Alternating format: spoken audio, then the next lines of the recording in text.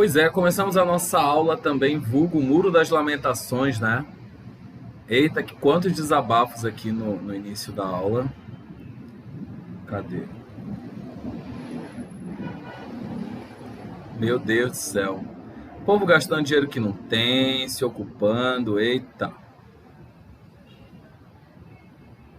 A Maria Eduarda falou, achou conceitual meu quadro ali atrás, né? Pois é isso daí. É isso que a gente faz quando nos dão um limão, né? A gente faz limonada. Isso era para ser um espelho, era um molde de um espelho. Daí eu simplesmente não consegui colocar o espelho na sala e resolvi fazer esta arte que vocês estão vendo aqui atrás, né? E é isso. Galera, seguinte, vamos agora começar a nossa aula de hoje, né? Eu espero que todos tenham assistido, né? Todas tenham assistido a aula de ontem, a síncrona. Se não assistiu, vai ter que assistir do mesmo jeito, porque vai cair na prova. E o seguinte, hoje a nossa aula vai ser sobre um assunto bem interessante. Na verdade, é um assunto que muita gente não gosta. Tem muita gente que gosta, tem gente que não gosta. Alguns historiadores detestam estudar isso. Alguns historiadores amam esse assunto, que no caso sou eu. E a gente vai falar sobre feudalismo ou também sobre o período conhecido como Idade Média, tá? Só que antes da gente começar a falar de Idade Média, a gente vai falar também sobre esse termo, né, Idade Média, tipo, de onde ele vem, né? Deixa eu só dar um exemplo prático aqui para vocês. Quando vocês querem dizer que uma pessoa não é nem bonita nem feia, vocês dizem que ela é o quê? Mais ou menos. Mais ou menos. Que mais? Qual é outro termo? É bonitinho. Bonitinho, né?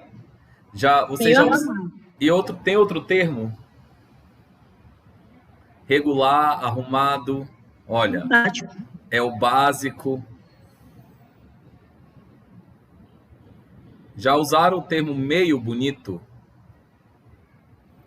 Acho que já. Pois é. A Idade Média, né? Falar de Idade Média seria mais ou menos essa pegada aí, sabe? Por quê? Né? A Idade Média, olha só, média, significa o quê para vocês? Metade? Oi? Metade? Metade, meio, né? Tipo assim, não é nenhuma coisa nem outra, né? E aí, é nesse momento que vai entrar esse livro, tá? Vocês estão conseguindo fazer igual a blogueirinha aqui, tá focando, meninas? Sim.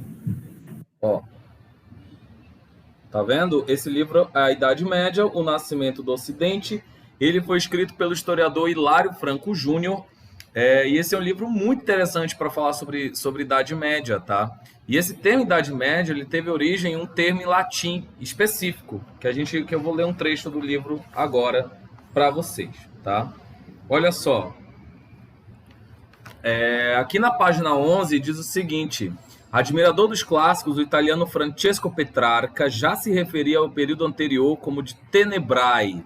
Nascia o mito historiográfico da Idade das Trevas. Quem já ouviu falar que a Idade Média foi a Idade das Trevas? Já tinha ouvido falar sobre isso? Eu.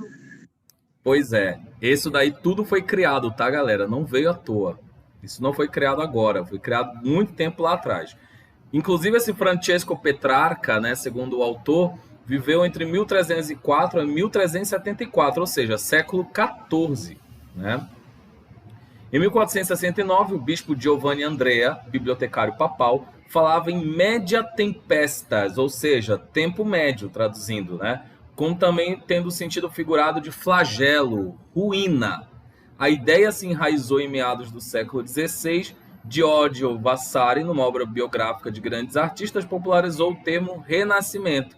Assim, por contraste, né, nasceu esse termo média tempesta, que significa flagelo, ruína, coisa ruim, e nasceu o termo renascimento, que seria o que veio depois da Idade Média, né, que já se caracterizou pelo movimento renascentista do século XV e XVI. O que é que isso quer dizer, né? para a gente. Idade Média é um termo preconceituoso, né? Porque a gente está classificando um dos maiores períodos da humanidade, né, como um período que, no caso, um período que durou 10 séculos, diga-se de passagem, Desculpa. Nós tivemos um período de 10 séculos,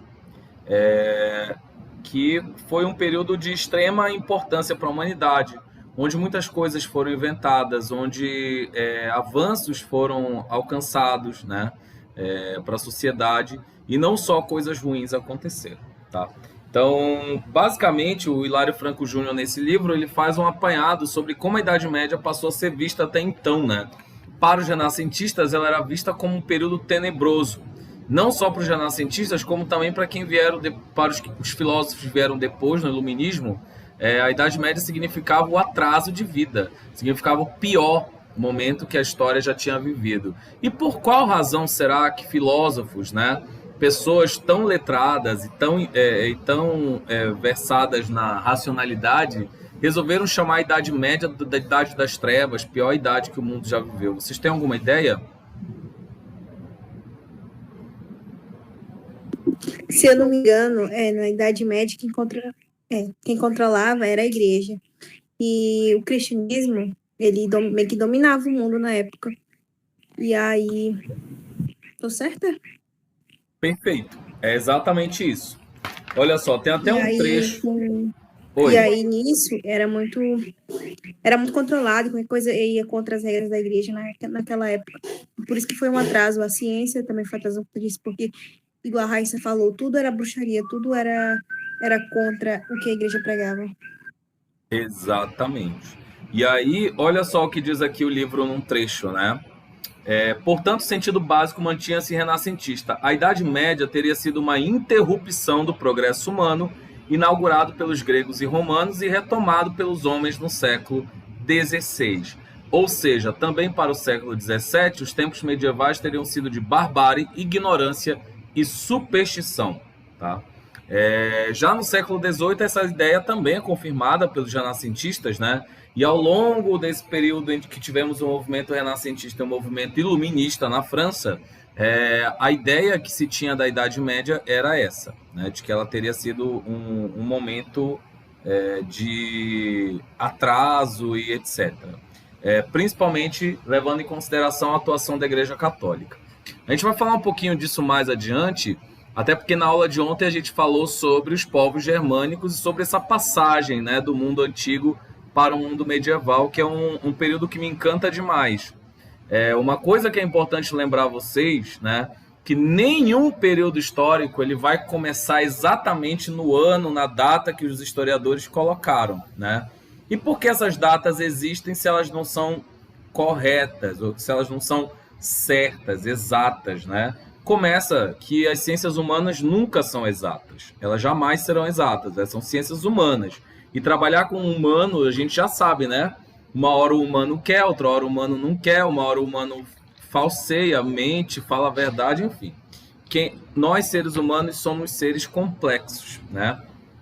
E na história não seria diferente. Então a gente convenciona ter datas para poder se localizar, mas não que elas estejam completamente certas. O que é que eu quero dizer com isso? Quando os Érulos invadem Roma, lá em 476, e aí começa a acontecer todo aquele contexto de desagregação do Império Romano, não quer dizer que a Idade Antiga terminou e a Idade Média começou imediatamente, né? Ali nós temos uma intensificação da ruralização do Império Romano, que as pessoas estão começando a sair das cidades rumo ao campo, né? E aí temos, de fato, um certo aceleramento desse processo. Mas não que o Império Romano tenha desaparecido naquele mesmo ano e etc. Tá? Então é importante a gente pensar que esses períodos históricos eles não são absolutos. Tá? Importante levar isso em consideração.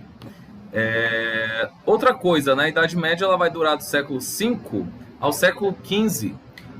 A Alta Idade Média, que é o período conhecido como início, né, o período áureo do domínio da Igreja, foi do século V ao século X, né? Já o período conhecido como Baixa Idade Média, ou também o período em que o medievo estava entrando em crise, foi do século XI ao século XV.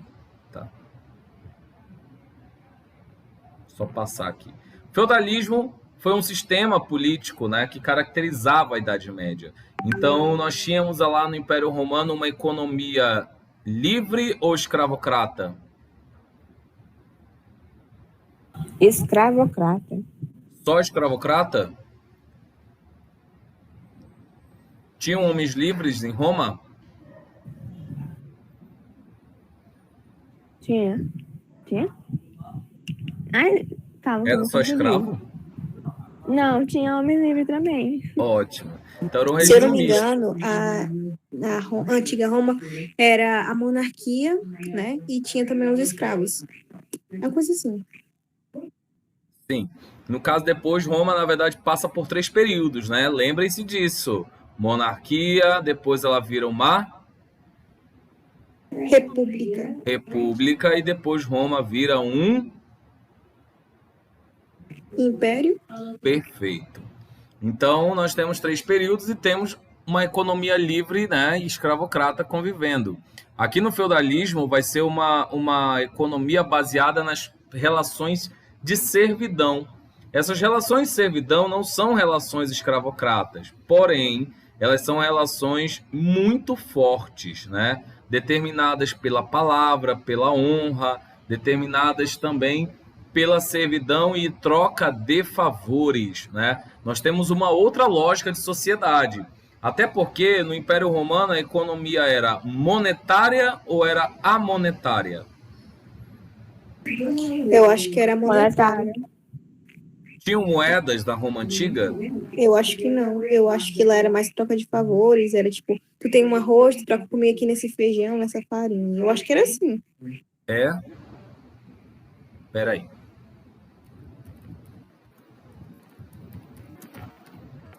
Vamos lá. Cadê?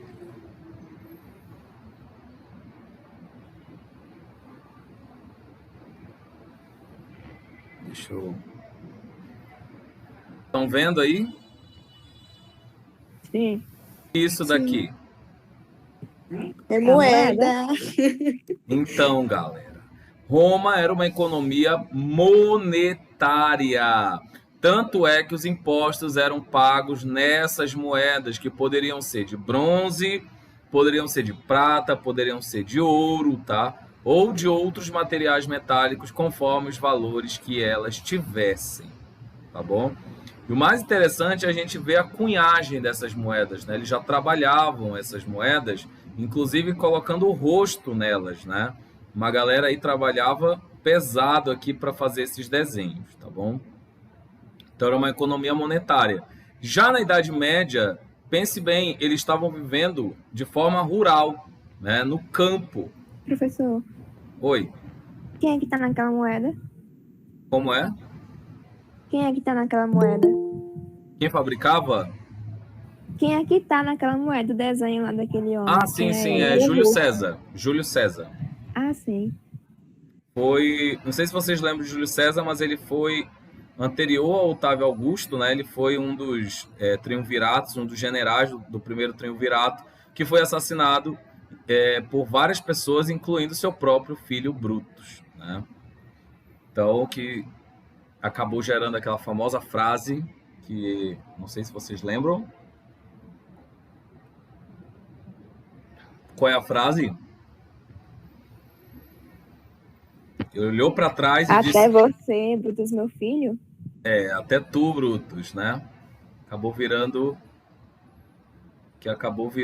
como é? Bordão, né?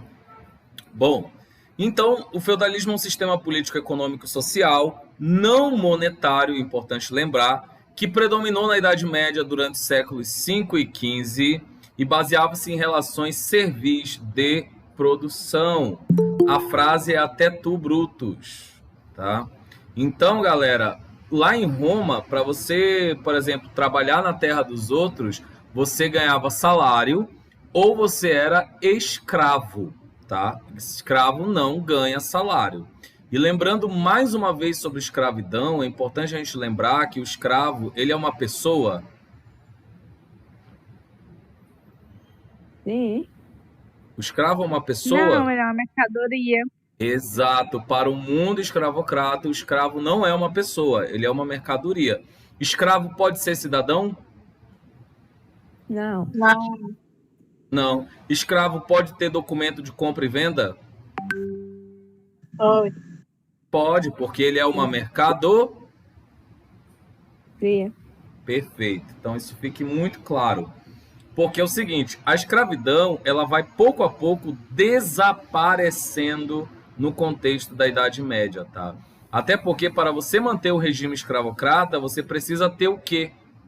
Para fornecer escravos. Dinheiro? Guerras. Quem falou guerras? Emily. Emily. É isso aí, são as guerras. Vocês lembram que Roma entrou em declínio por conta da falta de guerras, tá, galera? O Otávio Augusto resolveu empreender a política da Pax Romana, né, como falei na aula anterior, e ele acabou levando o império ali, né, a ficar sem escravos, ia ficar sem grana, a recolher menos impostos, então começou uma crise generalizada no interior da capital do Império Romano. É interessante da gente pensar também, né, que essa passagem, vou só passar os slides aqui para a gente falar melhor sobre isso, tá? As origens do sistema feudal se deram a partir das invasões bárbaras ao Império Romano. Vocês lembram, né, que esses povos, eles começaram a invadir as fronteiras do Império Romano, mesmo eles tendo acordos com o Império Romano, de que eles não iriam invadir essas regiões. Mas o que foi que levou esses povos germânicos a entrarem dentro das fronteiras? O que foi que A construção da Grande Muralha? Não. Que? Ah, não, foi outro povo. Confundi. Não.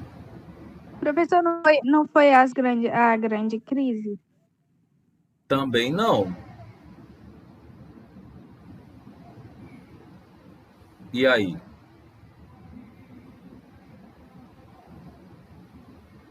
Repete a pergunta. Tá. O que foi que motivou, né, os povos germânicos a adentrarem as fronteiras do Império Romano, inclusive invadirem terras? Eles estavam quietinhos ali, né, na fronteira do Império e tal, beleza. Aí, de repente, eles começam todos a se agitar e entrar nas fronteiras do Império. Alguma coisa estava acontecendo. O que foi que aconteceu? O que foi que acelerou esse processo? Invasões bárbaras, era crise, sei lá. Sim, foi uma invasão, mas teve um povo específico que invadiu a Europa e começou a meter medo na galera. Quem foram? Quem eram? Eles eram chamados de bárbaros também, mas eles não eram germânicos. Leia-se bem. Quem fugiram foram os germânicos. Os que fugiram foram os germânicos. Eles eram... Tem filmes sobre eles. Tem um grande guerreiro chamado Átila. Eram os Hunos? Os Hunos, exatamente. Lembrando que os Hunos vieram lá do Oriente, né? E invadiram a região da Europa e meio que obrigaram os povos germânicos a fugirem, né? Muito importante a gente lembrar disso, porque são essas invasões desses povos germânicos, eu não gosto de chamá-los de bárbaros, até porque essa é uma visão preconceituosa sobre eles, né? Esses povos, na verdade, eles são povos germânicos, né? Quando a gente fala povos bárbaros, a gente está entrando nos termos do Império, da forma como o Império Romano chamava-os, né? E por que o Império Romano chamava eles de povos bárbaros? Porque eles não tinham os costumes e nem falavam a língua romana. Exatamente. Tem um filme, salvo engano, que é Asterix Obelix, né? Que um guarda do Império Romano, ele pega um germânico e aí ele diz assim, para de latir, fala a minha língua, fala a língua de verdade, fala latim, né? Tipo, tá latindo igual um cachorro. Ou seja, isso já demonstrava, né, a xenofobia e tudo mais, toda aquela relação de aversão ao estrangeiro e de incompreensão da cultura do outro, né? Faltava, na verdade, em Roma, para os romanos, o que nós chamamos de alteridade. Alguém sabe o que significa alteridade?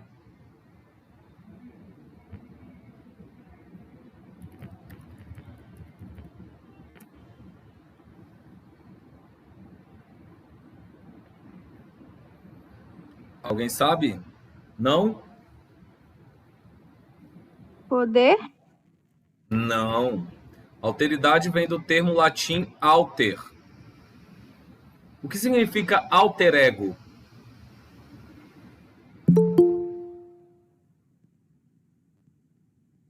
Alguém já ouviu falar nesse termo alter ego? Eu tenho um alter ego. Tipo, É ego alto? como? Teu ego alto. Não, não tem nada a ver com alto. Alto de altura, né? Ai, nossa, eu Egocêntrico. sabia, eu não lembro. Alter dá origem a uma palavra, alternativa. O que quer dizer uma alternativa? Uma opção? Uma outra coisa, certo? Então, alter significa outro, tá? Professor, é como se fosse uma personalidade de outro alguém, é algo relacionado a isso, é? É como se você tivesse uma outra personalidade, exatamente. Por exemplo, meu alter ego na música, né? Tipo, eu sou Oswaldo, sou professor Oswaldo de história, tudo mais, nascido em Castanhal, beleza. O meu alter ego seria o meu alter ego artista. Então, num palco, eu sou o que eu quiser, né? Eu posso fazer o que eu quiser como artista. Lá é um outro ego, é uma outra pessoa, uma outra personalidade. Apesar de que as duas estão casadas, né?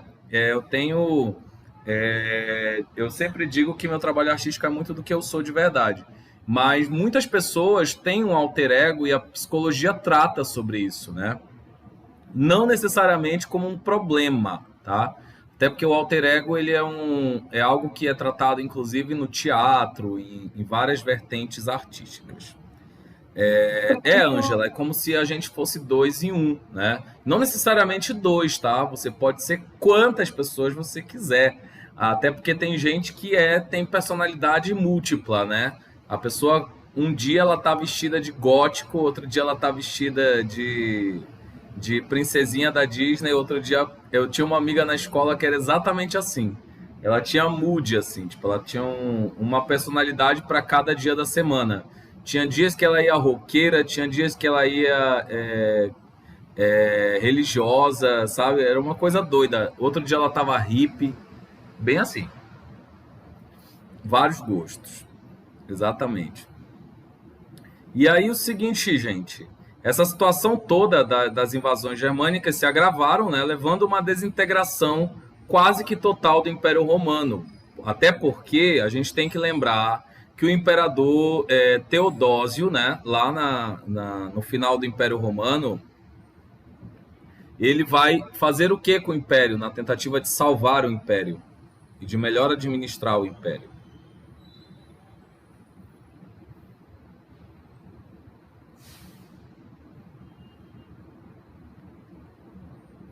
O que é que vai acontecer, gente, com o Império Romano? Ele vai transformar o cristianismo como a religião oficial do Império? Não só.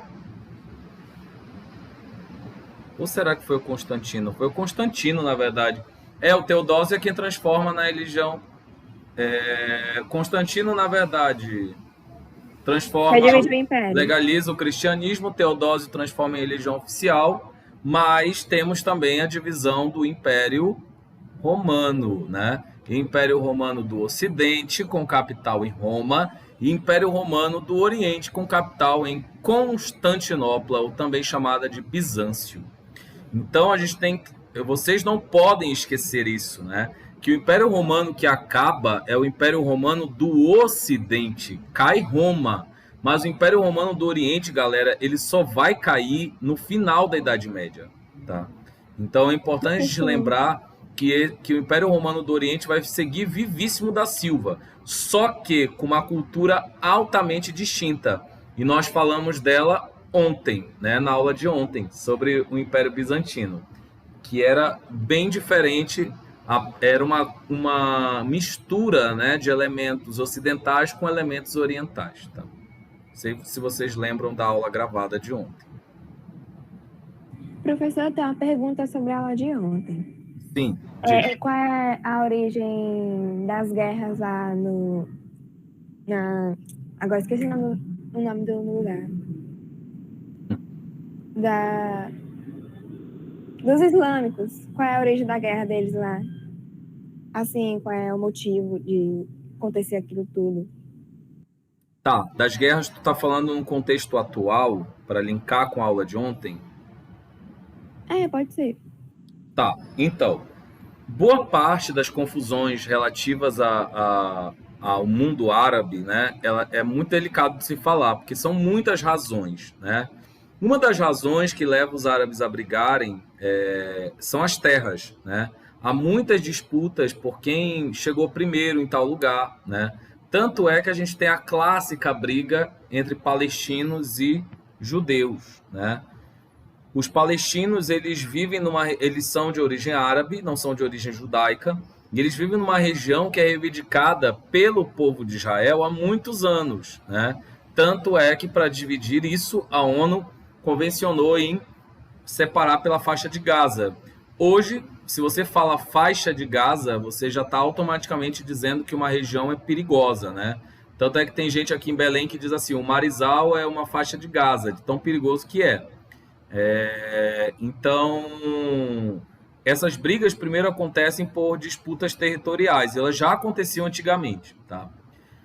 Quando o profeta morre, o Maomé, e aí toda uma briga começa a se instalar, né, sobre quem vai suceder o profeta, começa outra briga, porque quem defendia que um descendente do profeta deveria governar, né, que no caso eram os xiitas, eles aí acaba levando a outra briga, né? Acaba levando, na verdade, a uma outra confusão, porque os sunitas, por outra hora, dizem não, a gente tem que levar em consideração os escritos sagrados e tal, e flexibilizar isso daí, né?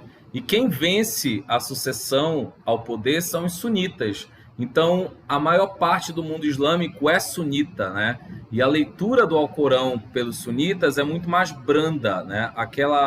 Não sei se vocês lembram também, eu falei na aula de ontem, sobre a jihad, né? Que seria a chamada Guerra Santa, ou esforço de fé, que inclusive está presente na Bíblia, gente. Não é uma exclusividade do povo islâmico, tá? Que diz que você tem que se esforçar por Deus, né? Tipo, por exemplo, vários textos bíblicos falam que você não deve negar a Deus, deve honrar pai e mãe, honrar a Deus acima de todas as coisas. É exatamente esse discurso que está lá no Alcorão. Só que algumas vertentes do islamismo, assim como algumas vertentes radicais do cristianismo, convencionaram em ler o Alcorão dessa forma e achar que eles têm que guerrear contra o mundo. Quem não professa fé em Alá vai pagar as consequências, né? Tanto é que temos homens-bombas e grupos guerrilheiros, etc. Isso quer dizer que é a maioria do Islã? Não, não é a maioria do Islã, né? São grupos que fazem muito barulho e eles acabam levando o mundo islâmico, né, para o mundo nessa propaganda ruim, de como se eles estivessem sendo sempre terroristas. Mas a fé islâmica é muito, muito acima disso, né? Então, as razões são essas, por religião, leituras diferentes, tá? Só lembrando que no cristianismo nós tivemos uma grande briga, que foi o protestantismo e o catolicismo, que levou morte de muita gente na Europa. Quando a gente falar de reforma protestante, vocês vão ver o quanto de sangue caiu, tá? No solo europeu. Então é mais ou menos daí que vem essas brigas. Fora de que, né, os Estados Unidos e a ONU interviram demais no ensino médio, no Oriente Médio, fazendo com que esses povos ficassem extremamente irritados e defendessem seu território. Então, muitas guerras que ocorrem hoje no Oriente Médio, por conta de petróleo, minerais e riquezas, né, acabam sendo agravadas porque os povos islâmicos resolvem revidar, tá, os ataques. Só ler aqui o que vocês escreveram.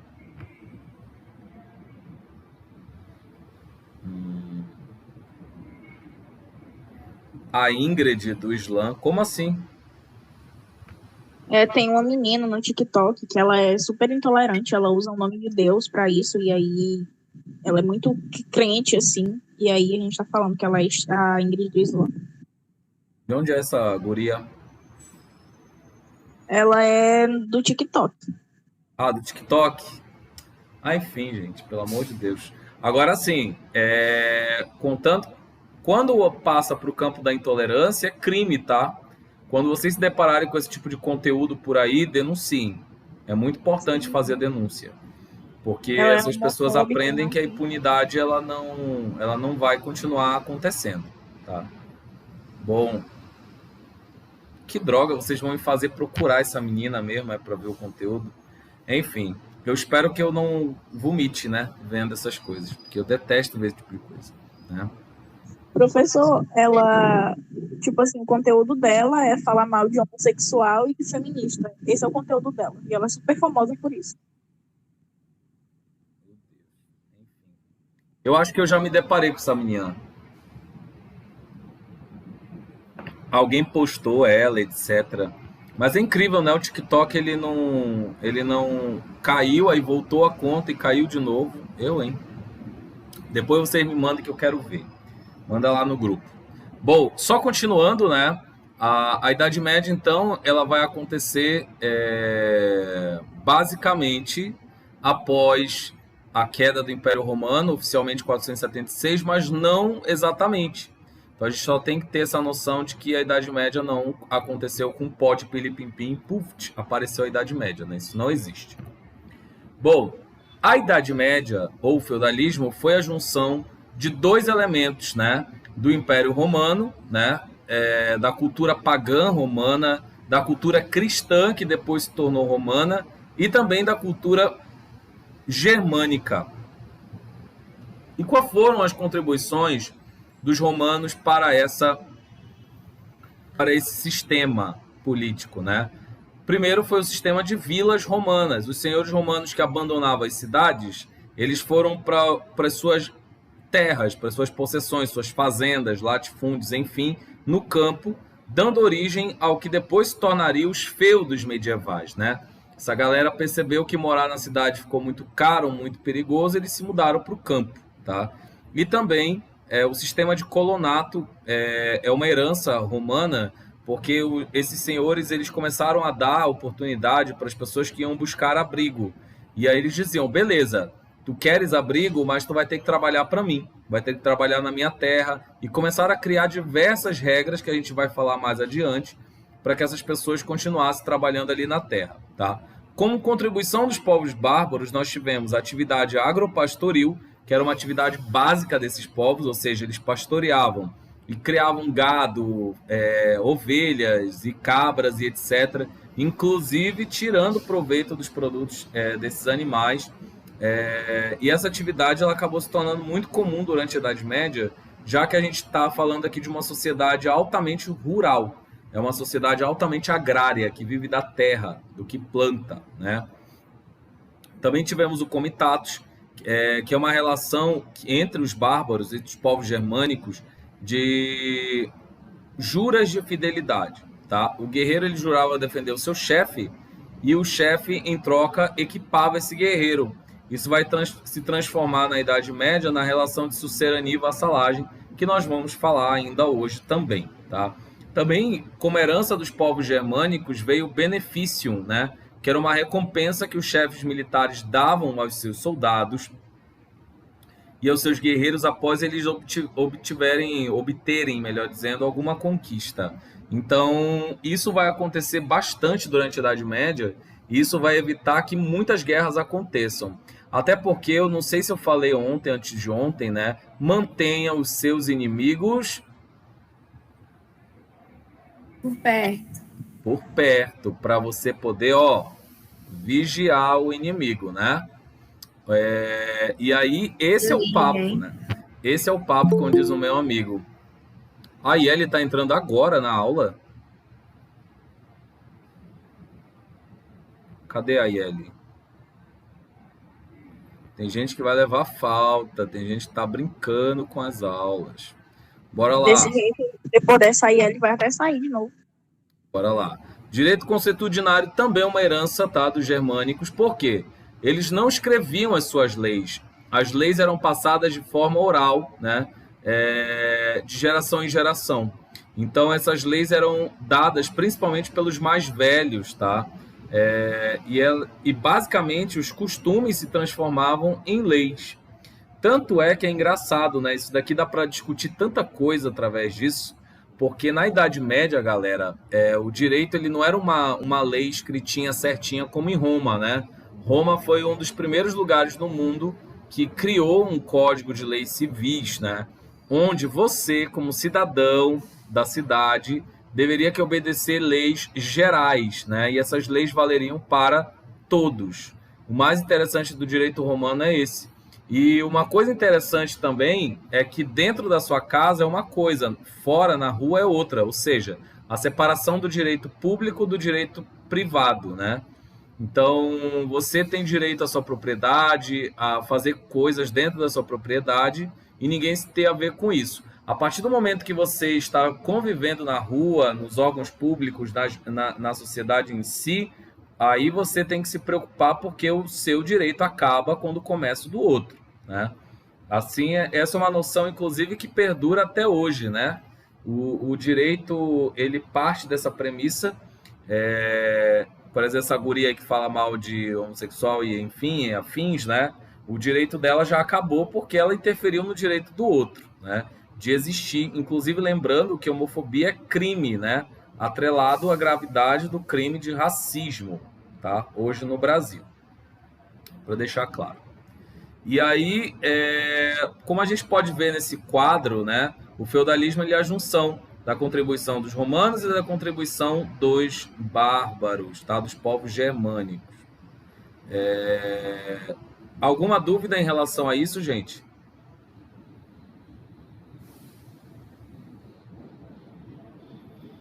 Acho que não. Não, acho que Não? não. Em falar em racismo, galera, dia 27, eu já vou convidando vocês, vai ter uma programação especial, tá? Em alusão ao Dia da Consciência Negra. A gente não vai conseguir fazer o evento no dia 20, mas no dia 27 vai ter muita coisa legal, tá? Eu tô à frente presidindo a programação e eu quero saber se eu posso, desde já, contar com vocês. Na hora, professor. Ótimo. E, gente, não vai ser presencial, infelizmente, tá? Vai ser totalmente online a programação. Vai estar dentro do cronograma de 2 projetos, do projeto Sábados com Arte, do NAC, e também do projeto Caixa Preta, né, que é um projeto literário. Claro que vai contar horas, quem participar vai levar declaração de horas, e assim, vai ter uma programação extensa, tá? A gente vai ter mesa redonda, a gente vai falar com influencers negros, tá? Pessoas que trabalham na influência digital, na internet. A gente vai falar com pessoas das religiões de matriz africana para conhecer um pouco mais, né? A gente vai falar... Eu também vou ministrar uma oficina para vocês sobre impérios africanos, né? Falando um pouco sobre a riqueza desses povos, né? Antes da escravidão. A gente vai ter, enfim, literatura, vai ter oficinas e shows musicais, artísticos, de dança, enfim. Vai ter muita coisa bacana. Então, quem quiser... Você vai cantar? Sim, vou. Eu acho que eu vou cantar alguma coisa. A prioridade nesse dia, né, para artistas negros, tá? E negras. Então, o que eu quero saber é o seguinte: se tiver alguém interessado em entrar na comissão para construir esse evento junto com a gente, tá? Só me falar no privado, manda um chat ou no grupo também, que aí eu avalio e a gente coloca o nome de vocês na comissão. Lembrando que participar de comissão é carga horária na certa, tá? Assim como quem for participar da programação também, tá? Então, A gente vai fazer esse evento possivelmente no Even, tá? E é isso. Bom, a Wilma tá perguntando se vai ter alguma coisa voltada pro hip hop. Olha, gente, eu quero, tá? Inclusive, se vocês tiverem indicações de pessoas que possam ministrar oficinas de qualquer linguagem artística que esteja ligada à cultura negra, à cultura preta, vocês me procurem que eu estou aceitando sugestões, tá? No mais, era esse aviso que eu tinha para dar, um pré-aviso, na verdade, né?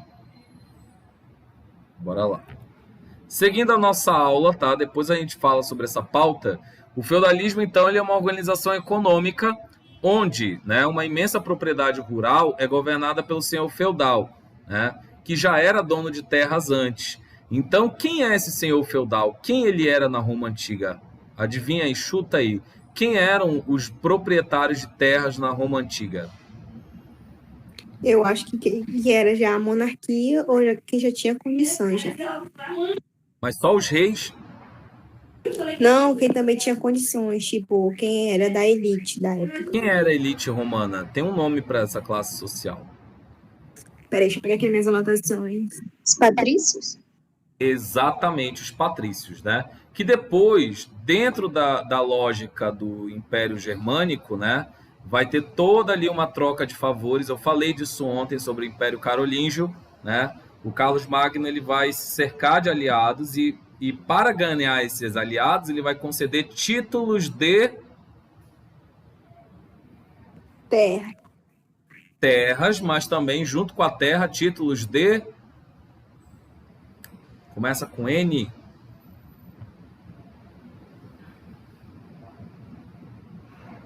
Começa com N? Não é possível. Eu lembro que eu falei isso na aula gravada. Se eu não falei, eu vou repetir. Bora lá. Vou dar um exemplo agora. Eu sou o rei Carlos Magno, certo ou errado? Certo. Vamos imaginar aqui. Agora eu vou escolher Isabel, Emily e eu vou escolher a... meu Deus, espera aí, deixa eu ver o nome de vocês aqui. Completo. Vou escolher a Isabel, a Emily e vou escolher a Raíssa, tá? Elas três eu vou dar 3 possessões de terras diferentes, tá bom? A Raíssa, ela é uma nobre muito influente, então eu vou dar para ela um ducado, tá? Que seria uma medição grande de território. Se eu vou dar um ducado para a Raíssa, ela vai se transformar em quê? É uma nobre? Em uma nobre. E qual é o título de nobreza dela, se ela ganhou um ducado? Duquesa? Duquesa, exatamente. Agora, para Isabel, eu vou dar um território que seria um marco, né? A medição desse território. Logo, a Isabel vai se transformar em nobre, né? Ela vai se transformar em minha aliada e, principalmente, ela vai ser a minha vassala. Porque os nobres mais poderosos, né, faziam essa doação para terem as pessoas na mão deles. Então, lembrando que isso é uma troca de favores, tá? E essa troca de favores se dava através de doação de terras, através de doação de exército, etc. O que é que eu vou exigir da Raíssa, da Isabel e da Emily depois que eu der essas terras para elas? Chuta aí. Fidelidade a você? Fidelidade, o que mais? Lealdade. Lealdade, ajuda nas...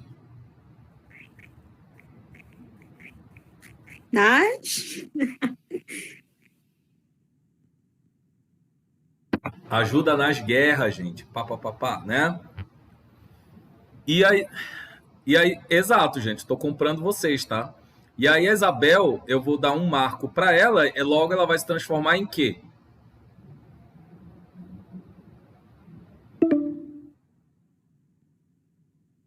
Qual é o título dela, gente? Professor? Oi? Dá o título. Não, eu dei um marco para ela de terras. Ela vai se transformar em... Nobre. Tá, mas qual é o título de nobreza de quem ganha um marco? Marquesa, sei lá. Marquesa, exato. Olha a homofobia, olha a homofobia. Lembrando que o marco é uma, como é? O marco é uma medição intermediária de terras, tá? Inclusive tem, ok, duques, marqueses. Agora eu vou para Emily. Emily, seguinte, você vai ganhar um condado, tá? Ok? Alô, Emily?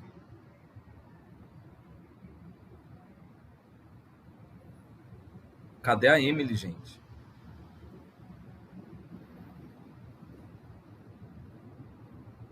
A Emily morreu com a minha militância aqui.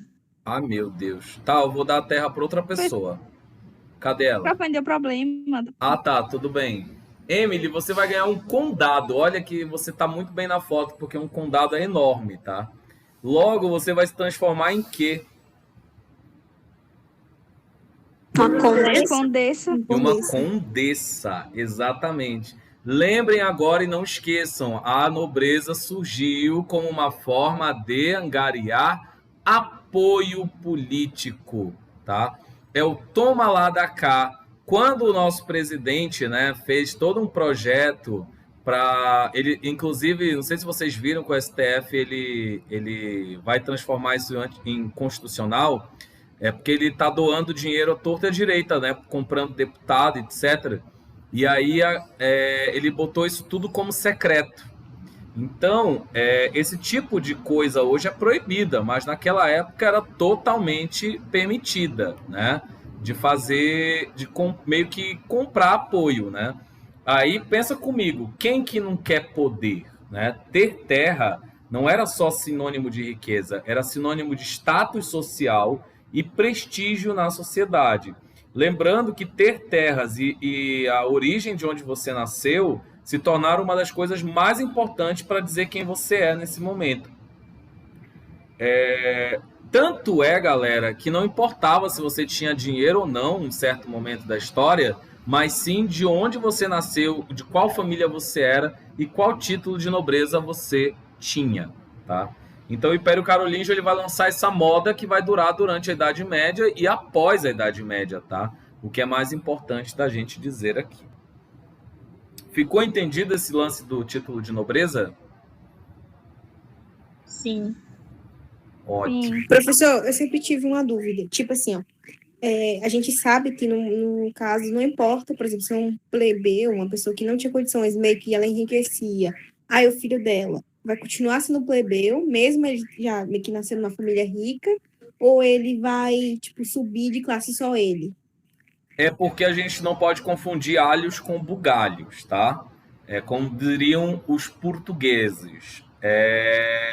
Enriquecer na nossa época que a gente vive é ganhar dinheiro. A Juliette ganhou o prêmio lá de 1,5 milhão do BBB, mais um monte de milhões. A mulher tá rica, né? Ela tá riquíssima. Gil do Vigor também, né? Simplesmente pelo fato de terem ganhado dinheiro, tá? Eles ganharam prestígio e riqueza. Quando você enriquecia, porventura, na Idade Média, principalmente no período da Baixa Idade Média, se você era plebeu, você continuava sendo plebeu. Por quê? Porque não eram classes sociais, eram estamentos sociais. Então, eles eram pouquíssimos mutáveis. Não dava para você se transformar em uma coisa que você não nasceu sendo. Entenderam agora? Então, para ser nobre, você tem que nascer nobre, tá, gente? Olha, falaram da Camila De Professor, Lucas também. Oi. E supondo que, no caso, um plebeu casasse com uma pessoa da realeza. Tipo, a pessoa ganhou dinheiro, aí, no caso, alguém da nobreza, por exemplo, poderia estar falindo, aí casava com isso por conta do interesse. Tipo, essa pessoa que casou com a que era da nobreza, ela vai se tornar nobre ou ela ainda vai continuar, o filho dela ainda vai ser plebeu? Não, quando há casamento, principalmente de uma mulher plebeia com um homem da nobreza, essa mulher ganha o título do marido, tá? Então ela se transforma em nobre. Nesse caso, sim. Aí tu tocou num ponto interessante. Quando a nobreza começa a falir, né? principalmente no período da Baixa Idade Média, em que o feudalismo ele entra em crise, esses títulos de nobreza eles passam a ser negociados. Então tem a nobreza de sangue e tem a nobreza... Eu esqueci agora o nome, mas eu vou lembrar. Na aula de amanhã a gente vai falar sobre isso. Tem uma nobreza específica que compra títulos, né? E ela se prevalece não só da compra de títulos de nobres falidos, como também de casamentos arranjados, tá? Então, os burgueses, por exemplo, sofreram muito preconceito no início ali do capitalismo, porque eles não tinham títulos de nobreza, então eles não tinham nascimento, berço, né? Como se diria na época. Isso é muito doido, galera, porque esse tipo de mesquinharia de pensamento, né? Eu digo mesquinharia trazendo para hoje. Naquela época era a forma deles pensarem. A gente nem pode dizer assim, eles eram preconceituosos, porque de fato era uma mentalidade que vinha muito anterior, né? Então a gente não pode ir lá e tentar militar nessa época, tá? Mas nos dias de hoje, eu conheço gente que pensa muito parecido. E eu tenho o desprazer de conhecer duas pessoas que pensam assim. Na verdade, eu não tenho elas na minha vida. Eu deparei com essas pessoas em algum momento. E aí é gente que... Ai, meu Deus, porque a minha família que não sei o que mais... porque eu nasci que pererê, piriri, parará. Principalmente entre ricos, tem uma disputa, né? Se você nasceu rico e se você se torna rico, tem tipo um lance lá, sabe? De que você é superior ou inferior. E foi exatamente... Eu conheci duas pessoas assim, que elas eram ricas de berço, de famílias muito ricas, e ficavam falando mal de quem tinha enriquecido depois, né? Tereza Cristina da vida, né? Exatamente, eu só lembro dela também, desse negócio. Então, né, galera? Povo rico já viu. A gente nem quer falar mal, mas não deixam, né, espaço para a gente não falar mal. E aí, gente, dentro dessa economia feudal, né, nós vamos ter ali, dentro da terra, a divisão do feudo. O feudo ele vai ter 3 pedaços, tá? O manso senhorial, que ficava onde ficava o castelo, e as terras eram de uso do senhor feudal, tá? Então, essa era a terra oficial dele, tá? Tínhamos o manso servil, que eram as terras que eram utilizadas pelo servo, tanto para moradia quanto para plantio, e tínhamos as terras comunais, que eram bosques, pastos e lagos, que eram usados por todos, tá? Essas terras, em algum momento, também eram doadas para a igreja, tá? Lembrando que a igreja tinha uma enorme importância e influência neste contexto. Bom, aqui nós temos a divisão básica. Vai acabar, né? Ai, caramba. Pois é, gente, olha, eu falo mal de rico, mas eu queria ser rico também. Hein? Já pensou eu chegar no aeroporto e dizer assim, moça, me vê uma passagem para Paris agora? Aí ela vai falar, mas você comprou com antecedência? Eu disse, eu não preciso comprar, eu sou Oswaldo Soares Queiroz Júnior, dono das empresas Queiroz Júnior de comunicação e tecnologia de ponta. Então dá licença, me dá minha passagem para Paris, que eu estou indo agora. Já pensou? Meu sonho de vida. Mas Deus sabe, Deus não dá asa para cobra, gente, porque eu ia ser um nojo se fosse rico, entendeu? Aí Deus me fez pobre mesmo para eu ser humilde. Isso aí. Gente, eu vou voltar, tá, com a aula, então não sumam. Aproveita, pega já teu copo d'água enquanto eu ligo outra aula aqui. Tome água, tá? Importante. Voltando para nossa aula, gente. Bora lá. Deixa eu colocar aqui o slide de novo.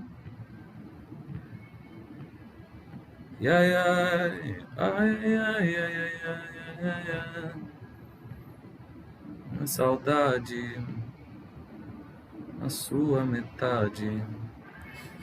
Bora lá.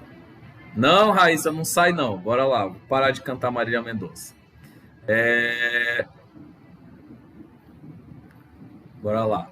Galera, o seguinte, como era a organização social durante a Idade Média? Eu já dei mais ou menos aí um spoiler para vocês, né? Nessa primeira parte da aula. E a sociedade era estamental. Se eu perguntar para vocês, a Idade Média era dividida em classes, está certo ou errado? Certo. Sim, classes sociais. Tá certo? Eu acho que é porque vocês não sabem a diferença de classe e estado social, né? Também. Exato. Então vamos explicar para vocês. Deixa eu só aproximar aqui mais a câmera. Gente, classe social é uma distinção social, tá? Que tem por definição básica a mudança. Você pode mudar de classe. Por exemplo, você nasce pobre, você se transforma classe média alta porque, sei lá, trabalhando como juiz ou desembargador no tribunal fulano de tal, né? Ou médico. E aí, dentro desse teu emprego, tu começa a enriquecer. Aí você muda de classe social, você se transforma em rico, né?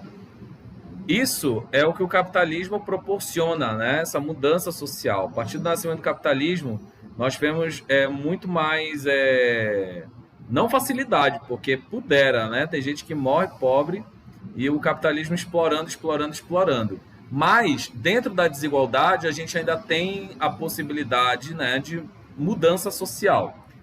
Quando a gente está falando de estamento social, a gente está falando de um status que é dado a você desde que você nasceu, tá? Então, o estamento social ele não permite mudanças, tá? Mobilidade social não existe aqui. Se você nasceu clero, você vai morrer clero. Se você nasceu nobre, você vai morrer nobre. Se você nasceu servo, você vai morrer servo. E assim sucessivamente. Tá ok? Tá ok? E aí é o seguinte. O clero, né, tá no topo da sociedade aqui. O clero ele tá no topo da sociedade porque a igreja ela é a manda-chuva, tá? Dessa sociedade, dessa cultura. A Igreja Católica ela vai assumir uma importância muito relevante, né? Por várias razões. A Igreja Católica ela é uma das instituições romanas, quiçá a única instituição romana que permaneceu em pé desde a desagregação do Império Romano do Ocidente, tá, galera? Então é importante a gente pensar que o cristianismo, ele sim é um patrimônio, né? Porque ele poderia ter desaparecido no meio disso tudo, mas ao contrário, a Igreja Católica Apostólica Romana conseguiu se fortalecer de tal modo que ela se transformou o centro da vida medieval. Agora, não é difícil a gente refletir que numa sociedade altamente agrária, né, o papel da religião acaba se tornando muito mais importante. Por que será?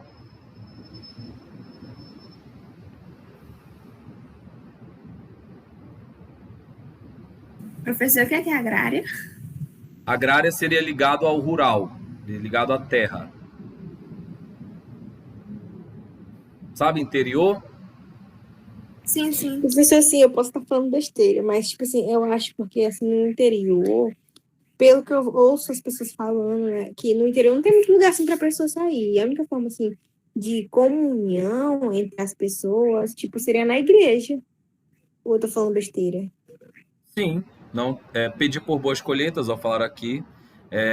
Não tá errado, não. Tá certíssimo. Na verdade, esse é o princípio, né? Quem vive em lugares mais afastados, elas acabam tendo poucas programações. Fora que, quem já teve a oportunidade de passar mais de um dia num sítio, no meio da natureza? Já passei, foi 2 semanas, então. Ótimo. Vocês perceberam o tempo de forma diferente? Vocês conseguiram perceber que o dia demora mais a passar ou passa mais rápido? Qual a impressão que Sim. vocês tiveram? De nostalgia, não sei, é estranho. Vocês observaram melhor as flores, os passarinhos, os A lua insetos? também fica muito melhor, porque, tipo, geralmente não tem energia, dá pra perceber melhor o brilho dela. As estrelas também aparecem mais. Agora pensem comigo, alguém que vivia na cidade de Roma, ela vai viver no interior, ela vai ter a mesma mentalidade da cidade? Não. Como, É claro que professor? não, né? É impossível ter a mesma mentalidade. Inclusive tem um trecho aqui do livro do Hilário Franco Júnior que ele fala sobre a questão do tempo, né? Que os povos medievais eles ficaram entre duas noções de tempo, tá? Para os pagãos, o tempo ele era cíclico. Então, de que forma isso acontecia? Os pagãos acreditavam que eles estavam vivendo sempre o que já havia sido vivido antes, que o tempo ele gira como um ciclo de início, meio e fim, e depois aquilo começa tudo de novo, sabe? Que Tipo é uma um déjà noção de... vu? Hã? Tipo um déjà vu? Sim, tipo déjà vu. E o déjà vu, né, o déjà vu, como queiram, ele, inclusive a gente vive essa dicotomia, né, porque a gente, no cristianismo, a gente tem uma ideia linear de tempo, né? O que seria essa ideia linear? Deus criou o mundo, parará pererê, aí veio todas as histórias bíblicas, Jesus morreu, aí vem todo... E aí qual é o final da história para o cristianismo? O Apocalipse, todo mundo indo pro céu, pro inferno, e acabou.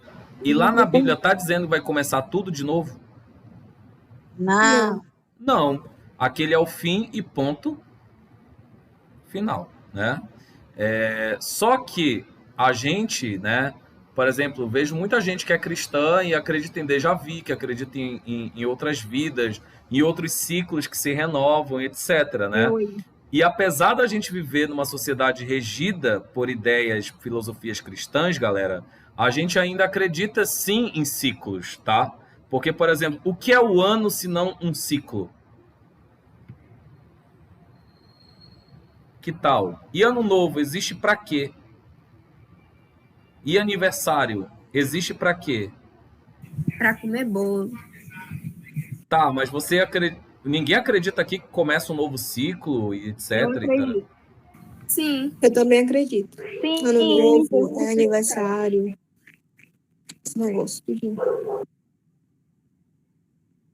Tanto que, Ah, tipo, gente. acredito que foi daí que nasceu toda essa crença de que, quando faz 15 anos, sei lá o quê, quando faz 18 anos, sei lá o quê. Não é bem. 25 Essas anos. crenças, elas são meio que uma filosofia empírica, né? São ideias que vieram do povo, vieram de gente muito simples e acabaram depois sendo alvo de estudos filosóficos. Se vocês pegarem bons livros de filosofia, eles vão tratar sobre essa noção do tempo, né? Falando de tempo cíclico, tempo linear, etc. Então, a Idade Média viveu muito essa confluência de ideias supersticiosas, de ideias pagãs com ideias cristãs, né? Então, hoje, o nosso costume ocidental do dia a dia é muito influenciado por essas duas noções de pensar o tempo, né? Eu mesmo me pego pensando várias vezes em ciclos. Eu sempre acredito... eu gosto muito mais de acreditar numa noção de tempo cíclica do que numa noção de tempo linear. Porque no tempo linear, beleza, o tempo que a gente viveu não volta mais, né? Isso daí eu realmente acredito que tudo que a gente viveu não volta mais. A gente sempre vai viver coisas novas, mas a gente sempre vai viver também coisas muito parecidas e que acabam estando ligadas com outras coisas que vivemos antes. Então, acredito que isso aí seja uma mistura dessas duas filosofias, né? Não sei o que é que vocês pensam em relação a isso.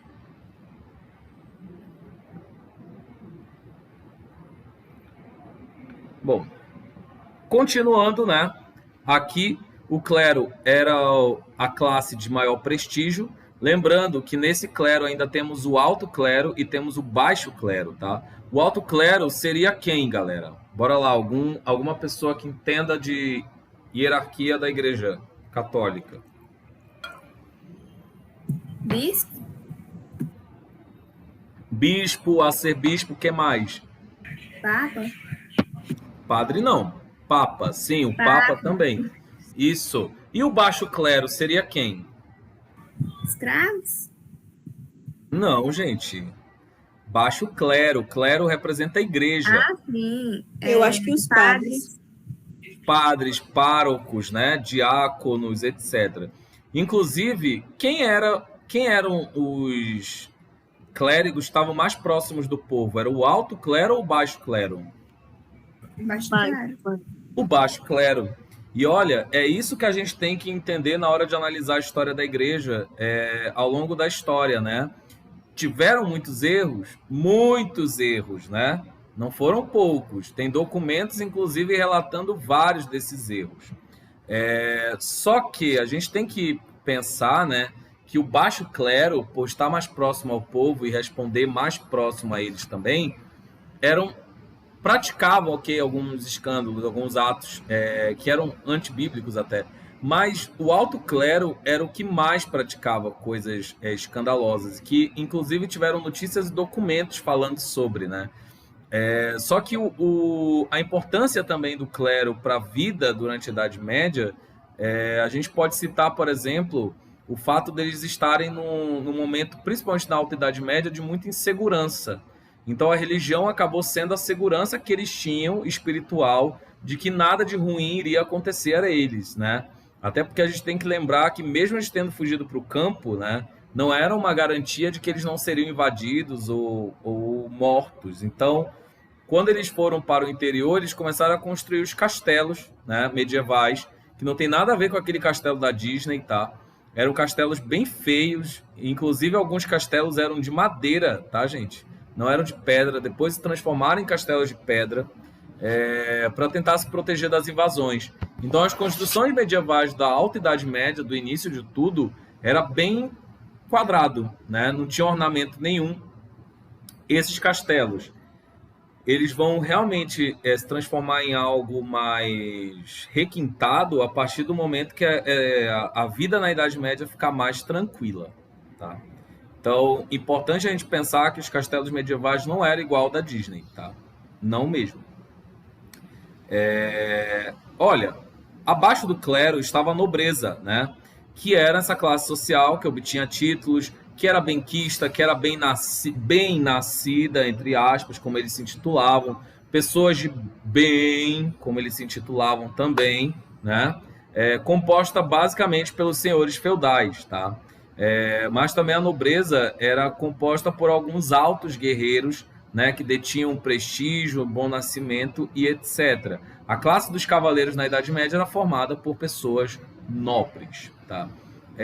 Além disso, abaixo deles temos os servos, né, que era a maior parte da população que trabalhava e produzia riqueza.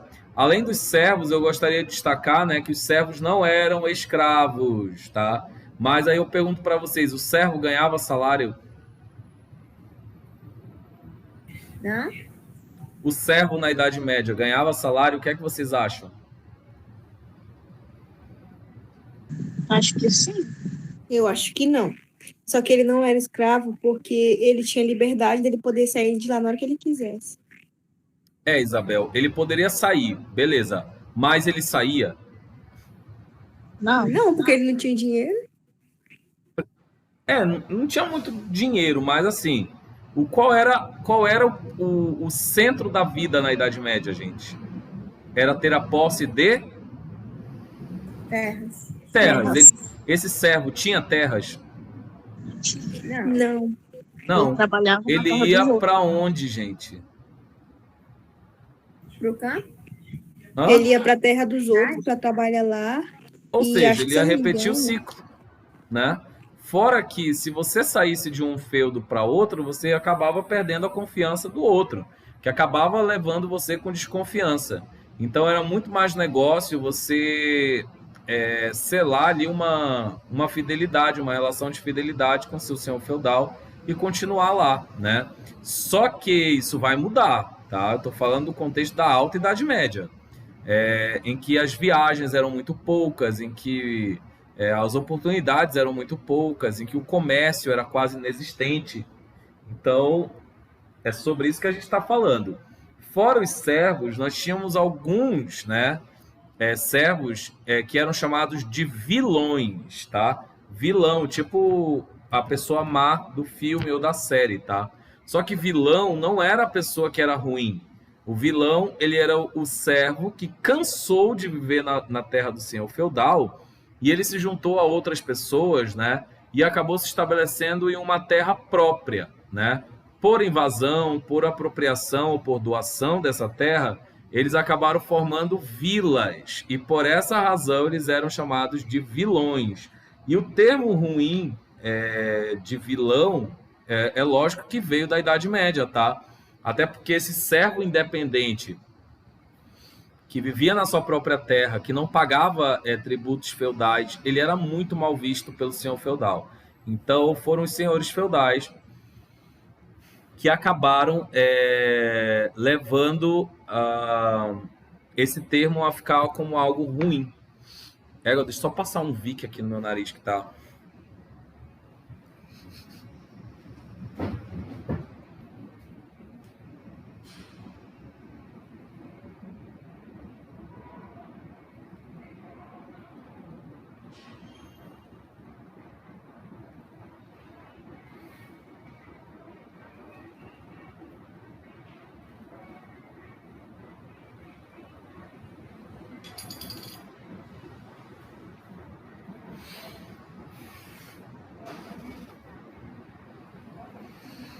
Pronto.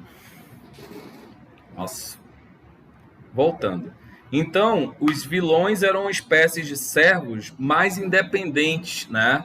Tinham uma certa independência e não viviam dentro dos feudos, tá, galera? Mas sim, esses vilões, de vez em quando, trabalhavam para alguns senhores feudais.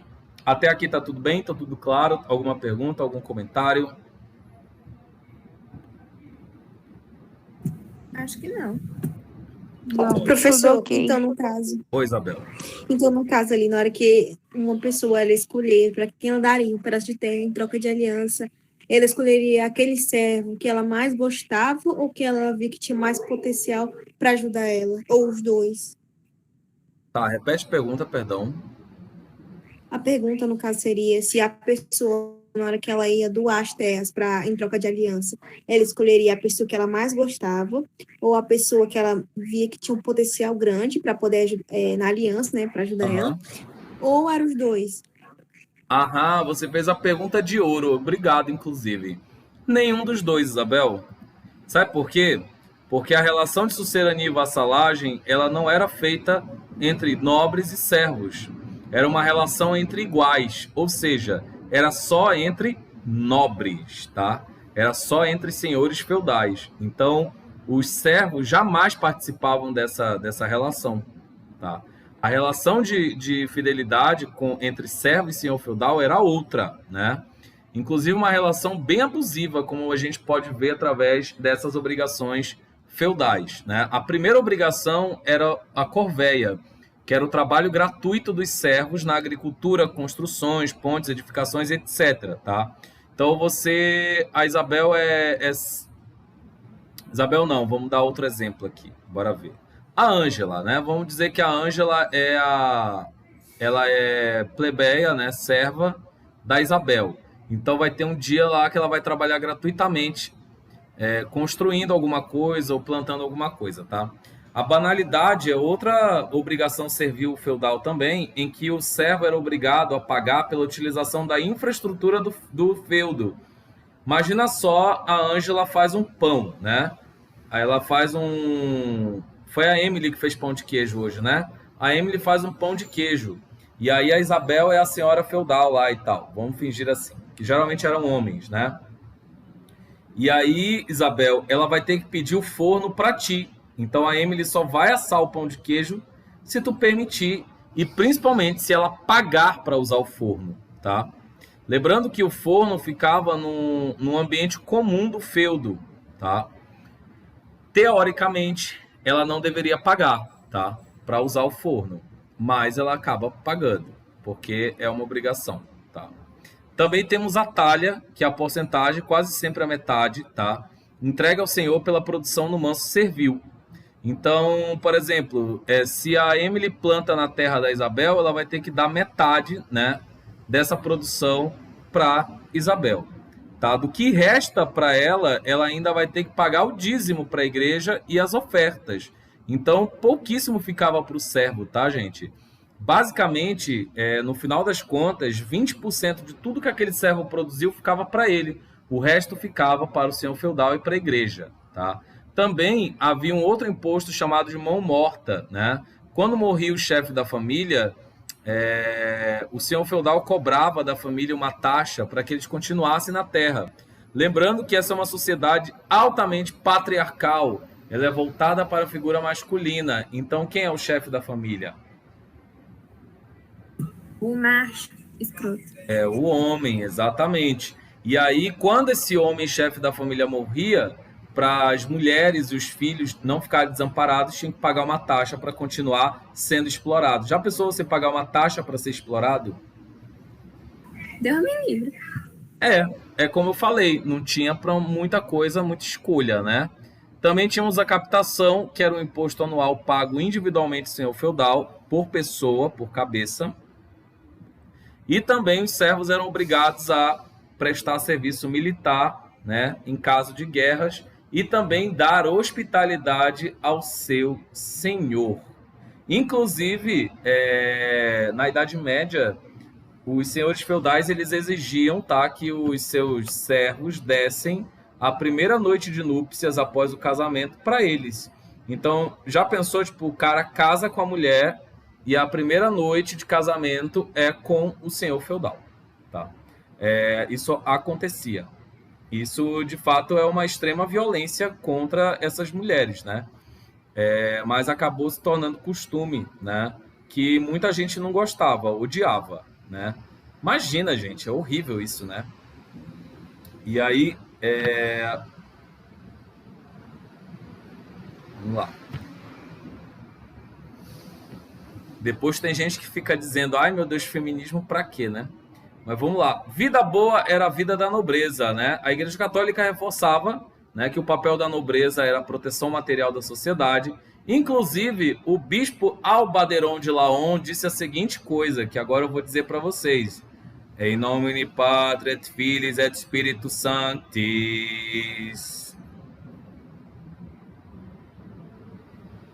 Eu não vou receber a resposta, não? Amém. Isso. Deus quis que fosse assim, né? Existem os que oram, existem os que trabalham e existem os que guerreiam. Quem ora, ora por quem guerreia e por quem trabalha. Quem guerreia, guerreia para defender quem ora e defender quem trabalha. E quem trabalha, trabalha para sustentar quem ora e quem guerreia. Essa é a vontade de Deus. Ou seja, trocando em miúdos,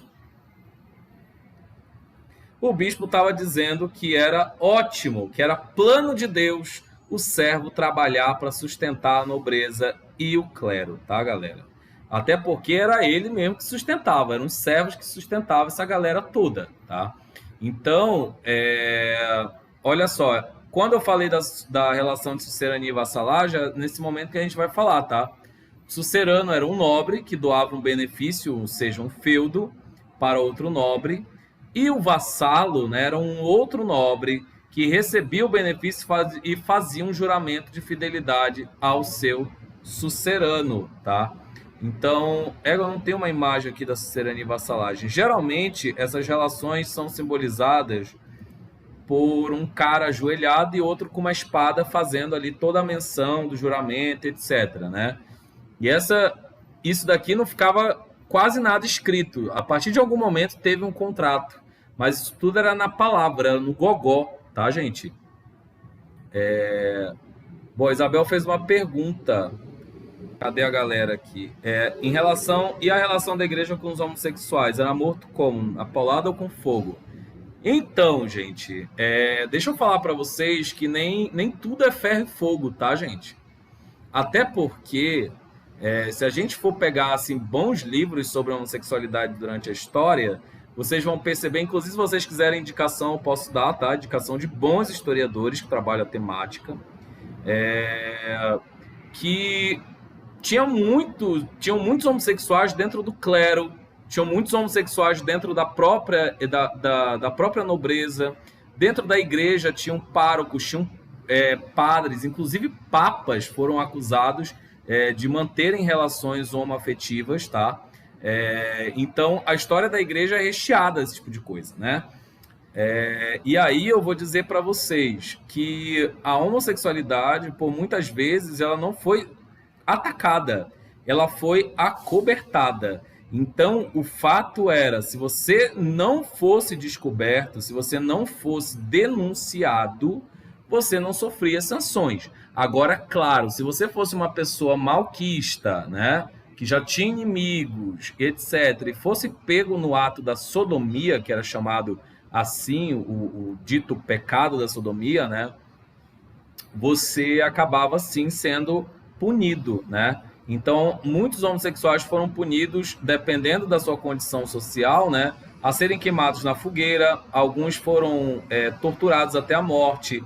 Alguns foram condenados ao exílio, a ficar longe da sua família em ilhas desertas, até morrer por si só.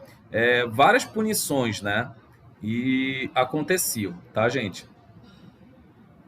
E falando da Ingrid. E aí, beleza, mais ou menos por aí, tá? Então, quando eles eram pegos e julgados, acontecia esse tipo de morte horrível. Mas, em alguns casos, a homossexualidade ela era, inclusive, tolerada e meio que a galera fingia que não existia, tá? Então, era mais ou menos assim que rolava. E durante quase toda a história. Tanto é que vocês podem perceber, né, que hoje em dia, meio que funciona assim. Tem gente que é homossexual e passa desapercebido na sociedade. Principalmente se não tiver trejeitos, tá? Então, naquela época era mais ou menos assim. Agora, vocês já imaginaram um homem gay afeminado na época da Idade Média? Já conseguiram imaginar isso? Ou uma menina lésbica que tivesse um jeito mais masculinizado, etc. Tá? E, gente, é uma coisa assim que não dava para disfarçar, né? As pessoas ficavam realmente mais à espreita, mas mesmo assim, muita gente que tinha um comportamento mais afeminado, etc., para a época, né? Porque esse lance de afeminado, masculinizado, isso também é relativo. Crianças, durante o século XIX, XVIII, usavam vestidos, e meninos também. E era um costume da época, tá? E é isso, tá, gente? Espero ter sanado um pouco da dúvida de vocês em relação a essa relação da homossexualidade com a igreja, tá? E com a Idade Média também. Depois eu vou passar para vocês um livro interessante para quem se interessar pela temática, ler mais, tá? Porque é importante a gente ter esse aparato histórico. Bom, sucerania e vassalagem são essas duas relações, né, de trocas. Então, o sucerano, lembre-se que o sucerano, olha, ele está aqui, ó, pá, em cima, e o vassalo está embaixo, ou seja, ele doa e o vassalo recebe esta terra. E qual era a função da Igreja Católica nesse contexto todo, né? O senhor feudal tinha um poder local, o rei tinha um poder prático, né, mais limitado, e a igreja tinha um poder universal, ou seja, a igreja mandava e desmandava. Inclusive, a igreja fez e desfez vários reis nessa época, tá? A igreja também era proprietária de 1/3 das terras da Europa, ou seja, mais de 30% das terras da igreja da Europa inteira eram da Igreja Católica. Também a igreja influenciava a vida e o comportamento das pessoas. Lembrando também, né, que as pessoas eram altamente vigiadas por esses preceitos. E aí eu não sei porque ninguém ainda não me perguntou se existiam, como é que o paganismo e outras seitas, religiões eram tratadas nessa época, mas eu vou dizer para vocês, tudo que fugisse fora dos costumes e do dogma, né, da Igreja Católica, acabava sendo condenado e sendo rechaçado. Então, livros foram proibidos, pessoas foram perseguidas, né? Tivemos a instalação do Tribunal da Santa Inquisição, que nós vamos falar agora, eu acho que é o próximo slide. Já que eles viviam no teocentrismo, né? Deus explicava todas as coisas durante a Idade Média, tá? Importante também, já falei do clérigo. Eu tenho que falar sobre isso daqui também. Cadê aqui o comentário? Isabel, gente do céu. Não, Isabel, imagina que naquela época não tinha essa noção, né? Uma noção muito difícil de caber na cabeça de muita gente hoje, né? Tem gente que acredita que nem que a homossexualidade existe, né? Que é uma doença. Então imagina a bissexualidade e outras manifestações. Então naquela época eu acho que nem era conhecido, tá? Eles nem tinham noção disso. Bom, a Igreja Católica, nesse período, né? Ela acabou organizando as primeiras universidades, tá, gente? Principalmente na época da Baixa Idade Média. Então, entre os séculos 11 e 15, mestres e estudantes, né, começaram a se reunir em diversos locais para estudar assuntos em comum, tá? Então, as primeiras universidades do mundo surgiram em Oxford, na Inglaterra, e a Universidade de Coimbra, em Portugal, que são instituições desse período, tá? Também, nessa época, alguns monges que viviam enclausurados e não saíam dos mosteiros, eles passaram a copiar livros à mão. Inclusive, durante o Império Carolíngio, foi esses monges copistas que foram os responsáveis tanto pela manutenção da Bíblia quanto de livros clássicos, como Filosofia de Aristóteles, Socígenes e tantos outros autores greco-romanos e da Antiguidade que puderam chegar aos nossos dias graças a eles, tá? Então, quando a gente critica a igreja, a gente também tem que pensar, né, que ninguém é vilão por completo, ninguém é mocinho por completo, né? E o papel de uma aula de história não é apontar vilão e nem mocinho, né? A gente está aqui para apontar fatos, né? Coisas que foram comprovadas através de estudos. Então, a Igreja Católica ela teve uma imensa importância na manutenção da cultura ocidental, tá? E esses monges copistas foram extremamente importantes para isso, tá? Só lembrando. Até o próprio Renascimento não teria sido possível se isso não tivesse acontecido, tá? Aqui temos a imagem de um monge copista, né? Que, inclusive, muitas vezes morriam, tá, gente? Há relatos... Não sei se vocês já assistiram o filme O Nome da Rosa. Já ouviram falar desse filme? Não. Ouvi falar. Não, O Nome da Rosa. Esse filme é fantástico, fantástico e fantástico, tá? Esse filme ele fala, inclusive, sobre alguns monges copistas meio que ousaram descobrir segredos de livros muito sagrados, etc., e acabaram morrendo. Eles escreviam numa pena e molhavam na saliva, né, para continuar escrevendo. E aí alguns deles eram envenenados. Essa tinta era envenenada e colocava na boca, se envenenava até morrer intoxicado e envenenado, tá? Há alguns relatos e denúncias da época medieval que relatam isso. Então o filme trata sobre esse contexto de religião, de segredos, mistérios. Sei que vocês adoram uma teoria da conspiração, então vocês vão gostar muito desse filme. Mas esse filme é mais que uma teoria da conspiração, ele é uma obra de arte mesmo, tá? Bom, o Tribunal de Santa Inquisição, para a gente encerrar... Professor, assim, não sei se esse também é o contexto, mas também tem algumas teorias sobre a questão do que existe no núcleo da Terra, e etc, etc, que também fala sobre isso, né? Que tem uns... Sim. Que as pessoas que ele não foi colocado na Bíblia... Tá. De coisas que não foram colocadas... Mas, gente, não tem como caber tudo na Bíblia, né? Pelo amor de Deus. Primeiro que a Bíblia não é um livro, ela é uma junção de vários livros, né? A Bíblia não dá cabo de tudo, senão não existiria ciência. Então, não tem como a gente exigir que tudo seja incluído. Agora, fato, né? Há teorias de que livros não foram incluídos, de que informações privilegiadas ou informações mais certas não foram incluídas e tal. Aí isso daí fica a cargo dos conspiracionistas, né? Algumas coisas a história comprova, outras não. Então, tem coisas ainda sendo investigadas. Aquela coisa dos apócrifos, parece. Acho que é assim que chama.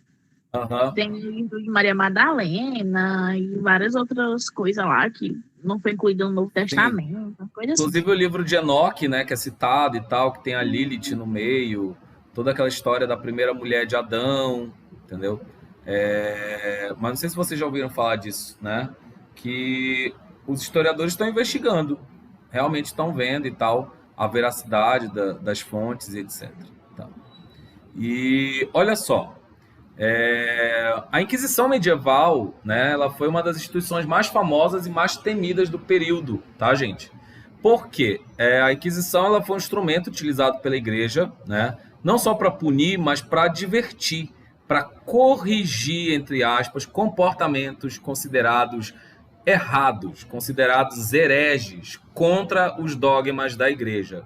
Esse tribunal ele vai funcionar do século XII, tá? Ele perseguia, matava, julgava e também torturava hereges, tá? Em 1253, ele vai ser institucionalizado como Tribunal da Santa Inquisição pelo Papa Inocêncio IV na bula Ad Extirparda. E aí, para fazer todo o espetáculo, para que as pessoas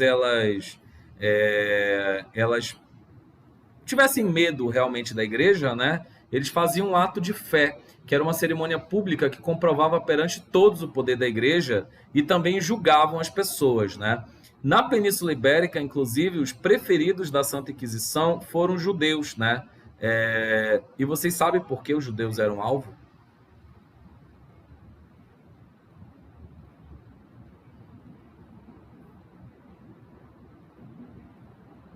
Hein, gente? Não. Não?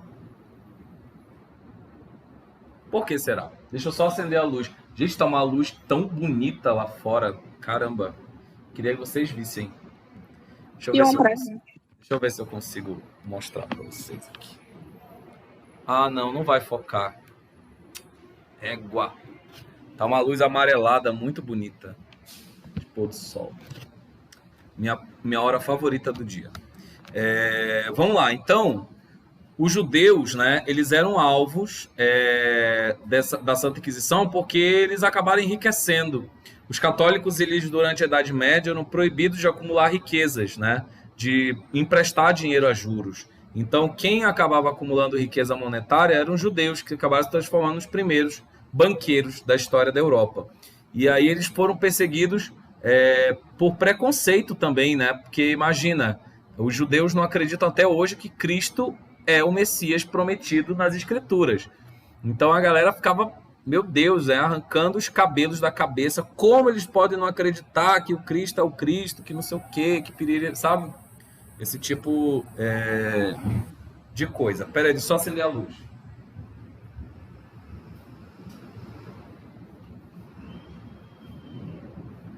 Em falar em orla, eu tô ansioso, tá, para chegar em Marabá, porque dizem que o pôr do sol daí é muito bonito. Então, quero ver isso. É mesmo. Beleza. Galeras, bora ver aqui. Professor, você tem que conhecer a lacraia. Que é lacraia, gente? É a blogueirinha de Marabá. Ai, meu Deus. Eu já tô vendo que é chacota. Pessoa mais famosa de Marabá, professor. Bora fazer encontrinho na aula com o professor Júnior, a lacraia lá também. Já pensou? Essa lacraia deve ser bem blogueira de humor, né? De comédia. Pois já falaram, já citaram a lacraia numa outra aula minha. Agora eu vou seguir. Depois vocês me indiquem aí influências daí da cidade para eu seguir. Bom, seguinte, voltando aqui para a aula, né, galera? Os judeus, eles acabaram sendo perseguidos, e não só judeus, né? Ciganos, pessoas que professavam dogmas diferentes da Igreja Católica, tá? Inclusive tem um caso muito famoso investigado pelo historiador Carlos Ginzburg no livro Queijo e os Vermes, né? Em que ele fala da história do Menóquio, em que ele dizia que a Virgem Maria não era mais virgem e nem era mãe de Deus, tá? Então ele começou E vocês sabem que isso é um dogma da Igreja Católica absurdo. Maria é mãe de Deus, e é absurdo no sentido de um dogma muito importante, né? Ele falou, a Igreja prega que Maria é mãe de Deus e Maria é virgem, que ela concebeu Cristo virgem, né? E o Menóquio, ele foi julgado pelo Tribunal de Santo Ofício, né? E ele tem um livro, o livro do Carlos Ginzburg trata exatamente sobre esse contexto, falando da coragem desse homem, né? De falar essas coisas todas. Bora lá. Agora que tu tá entrando, Stephanie.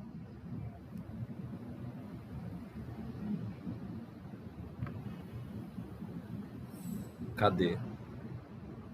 A Stephanie só vai pra chamada, professor. Sim, professor, eu entrei agora por alguns problemas. Pode botar a foto, se não. Tá, pois é. Isso não pode se repetir. Jamais. Não, nunca aconteceu isso comigo, não. Geralmente eu fico bem presente até nas minhas aulas. Tá, depois eu converso com você no PV. Vou continuar aqui, né? Indo já para o finalzinho da aula. Olha só, os autos de fé, né, eles aconteciam dessa forma, com uma multidão na praça, as fogueiras ateadas, né? E imagina que naquela época tinha um monte de fifi, né? Tinha um monte de gente lá, tanto homem quanto mulher, querendo ver as pessoas sendo queimadas, querendo ver quem tinha sido julgado, né? Para poder ter assunto de fofoca para depois. Então, Professor, oi. é verdade que considerava as pessoas que nasciam com cabelo ruivo e tal, natural, como bruxas? Em alguns casos, sim. Houve casos que sim, né? Mas as pessoas eram consideradas bruxas por tão pouco, né? Inclusive os gatos foram demonizados em alguma parte porque se acreditava que as bruxas assumiam a forma dos gatos, né? E a gente sabe que gato é um animal misterioso, né? É um animal indomável e tal. O gato vive a vida dele. Tá nem aí pro humano, não é igual o cachorro. Apesar de que há gatos que se importam com o dono. Meus gatos são muito afetuosos, né? Extremamente afetuosos. Eu sei que o gato, ele é como se fosse uma pessoa independente. Então, ele te ama, mas ele ama muito mais ele. Então, tem que entender isso para criar um gato, tá? E daí, naquela época, eles matavam gatos porque acreditavam que a bruxa tinha se transformado, melhor dizendo, naquele gato. Meu Deus, tá vermelho agora a luz. Se matarem um gato, eu ia lá e matava o Papa. Como é? Se eu visse matarem um gato, eu ia lá e matava o Papa. Meu Deus, menina. E aí, já pensou? Não, mas, enfim, esse tipo de coisa foi isolado, né? Mas a Idade Média era cheia de coisinhas absurdas, assim. As pessoas acreditavam realmente numas fantasias, né, doidas. Qualquer semelhança com o Brasil 2021 é mera coincidência, tá? Eu ia falar isso. É o mesmo tipo de pessoa que acredita que se a vacina vai trazer o vírus da AIDS, HIV, essas coisas assim. Cara, isso daí foi um absurdo, uma irresponsabilidade absurda, né?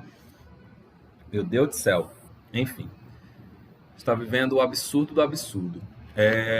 Mas, olha só para a gente arrematar aqui, né? O Tribunal do Santo Ofício nem sempre torturava e nem sempre matava. É como eu disse para vocês, em alguns casos, quase sempre eles advertiam, davam penitências. As pessoas, por exemplo, eram condenadas a fazer tantos flagelos, se autoflagelarem, ou rezarem tantas Ave-Marias, tanto não sei o quê, tantos Pai Nossos e etc. Tá? Algumas pessoas eram condenadas a outras e outras punições, tá? Conforme o status social, conforme o prestígio que elas tinham diante da sociedade e também da igreja. Professor, se uma pessoa, por exemplo, fosse pagã, ateu, vamos supor, aí ela não acredita nisso, né? Tipo, não acredita em nada da religião. Uhum. Essas punições seriam válidas para ela também? Ou ela morreria só pelo fato dela não acreditar em Deus? Não acreditar em Deus na Idade Média de forma confessa era heresia. Não poderia, era proibido mesmo. Então a pessoa era condenada. Inclusive, ateísmo era algo que irritava muito o tribunal, né? E as pessoas. Então, se essa pessoa se declarasse ateia, possivelmente ela morreria. Tá? Bem provável. Iam investigar, iriam inquirir, e depois, possivelmente, se a pessoa não se arrependesse, ela iria ser condenada. Tá? Então, não era exatamente a pessoa descoberta, ela é levada à morte imediatamente. Tá? Tinha todo um processo. A pessoa ela era bastante sabatinada, né? Muitas perguntas eram feitas. Olha, lembra dos castelos medievais que eu falei para vocês?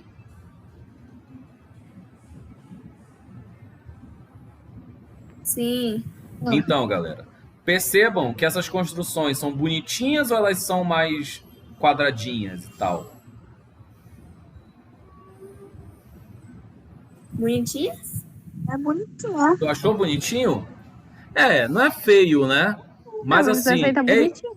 é comparado com o castelo da Disney, por exemplo. Ah, não, aí isso eu também já quero, né? Então, Feio. Baixo orçamento. gente, não tem Caixa de ornamento pobre. nenhum nessas construções, tá? Elas eram basicamente fortalezas aqui, né? Para evitar a invasão e entrada de invasores, tá? Então, esse tipo de construção vai florescer entre os séculos 11 e 13, tá? Caracterizadas por pilares grossos, tetos e arcos em abóbadas e traços simples. São construções que foram feitas para defesa, basicamente. A arquitetura da Idade Média, de fato, vai ficar bonita depois que as invasões germânicas acabarem. E aí, ó, a gente vai ter, olha como era o interior dessa igreja. Isso Parece daqui abandonado. mas isso daqui é extremamente simples, né? Agora, olha o gótico. Olha para esse daqui, né? Catedral de Notre-Dame, né? Temos a Catedral de Saint-Patrick em Nova York, temos outras catedrais, né? E a arte gótica foi simplesmente algo que eu não posso falar nessa aula, porque é assunto da aula de amanhã. Então, Professor, mas por que gótico? Que spoiler. Por que gótico? Gótico, isso e muito mais. Onde vivem os góticos, o que comem, o que fazem, tudo isso amanhã na nossa aula de baixo da O Globo Repórter. Pessoas Eu que vou- usam preto, praticamente, eu vou né? falar. Não, calma lá. A gente está falando de gótico e Idade Média. O gótico ele foi ressignificado no presente. 2021. Tem um tá? movimento gótico Já imaginou? atual, Agora Eles lá girl, tudo de preto. inspirado no romantismo gótico, etc. Que foi um movimento que veio com o romantismo no século XIX. Aí acabou desencadeando a partir do Lord Byron. Não sei se vocês já estudaram isso em literatura. Já estudaram romantismo? Lord Byron e tal, aquela coisa A gente toda? não teve literatura ainda. Os góticos e os emos, eles estão assim, né? Bem próximos um do outro. E o Lord Byron, ele era daquela poesia chorosa, sabe? Tipo, ai meu Deus, como estou triste. E isso era muito característico desse tipo de poema. Tanto é que os poemas românticos eram muito catastróficos, assim. Tipo, você me deixou, eu vou me matar, eu vou me jogar de um penhasco. Estou chorando copiosamente, rios de lágrimas e não sei o quê. Era bem isso daí.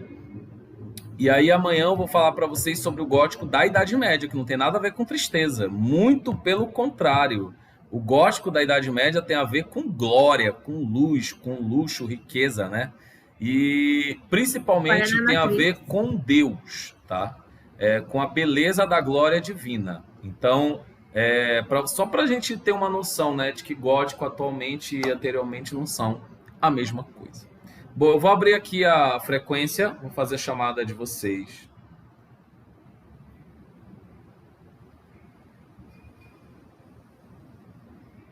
Não esqueçam de sinalizar para mim se vocês vão ter interesse de entrar na comissão para o Dia da Consciência Negra. Lembrando que vale carga horária também. E o prazer está em uma programação mais que necessária, tá? Professor, você falou disso e eu lembrei que na minha escola antiga tinha um professor de artes e nesse dia da consciência negra ele fez aqueles bonequinhos de EVA para botar nos mural. Aí ele botou bombril no cabelo das bonequinhas. Ai, meu Deus. E ele é negro. Sim. Cara, que esse Aí eu fico observando esse negócio assim, encabulada, porque, meu Deus, cadê a noção? Meu Deus. né? Gente, olha, eu vou te falar que tem... Ai, meu Deus, como é que eu falo isso? Esse professor, ele basicamente pegou todo o bullying que pessoas pretas passaram a vida inteira e ele foi lá e, tipo, apoiou, sabe? Basicamente. Sim. Mas não é a questão dele apoiar, né? O que eu vejo, na verdade, por ele ser uma pessoa preta, e com certeza ele deve ter passado racismo durante a vida, ele teve um ato de desatenção, na minha O opinião. professor é careca. Hã? Ele é careca. Mesmo assim, Anjo, ele deve ter tido cabelo alguma vez na vida, né? Então, eu te falo que hoje, inclusive esse vai ser um assunto que a gente vai tratar nessa semana, né? Que a gente é muito apressado em apontar dedo para pessoas pretas, tá? Em apontar o erro de pessoas pretas. E a gente passa muito pano para gente branca. É algo que eu tenho aprendido com muitos amigos meus. E de fato, né? A gente tem que processar, porque imagina, é lógico que não é toda pessoa preta que é sofrida, que tem um histórico de vida sofrido e pobre, né? Tem gente preta que é rica, que nasceu rica, por sinal. E são várias realidades. Mulheres pretas têm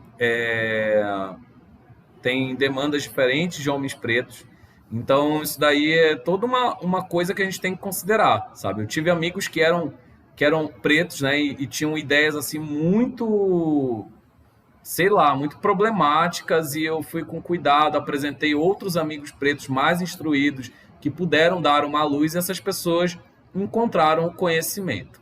Então, acho que, na minha opinião, né, eu penso que foi uma desatenção do professor e um fato que aconteceu para ele poder aprender também, né? Até porque a gente não nasce pronto, gente. Por mais que a gente seja de alguma bandeira, causa, luta, a gente nunca vai nascer pronto, tá? Cadê? Bom, realmente vai acabar aqui o... Cadê? Professor, Foi. eu acho que o cúmulo do preconceito é uma pessoa ser negra, ter trança ou dread e ser LGBT. A pessoa sofre preconceito assim de respirar. Sim, de fato, né? E é um acúmulo, né, de coisas que a sociedade considera indesejáveis, infelizmente. Mas vamos só acelerar a chamada, senão vai acabar o tempo e eu não vou conseguir. Deixa eu ver quanto resta. 7 minutos, vai dar tempo. Ana Caroline Parga. Presente. Ângela Maila. Presente. Falem no chat, tá, galera? Também, se não tiverem microfone. Aiele. Presente.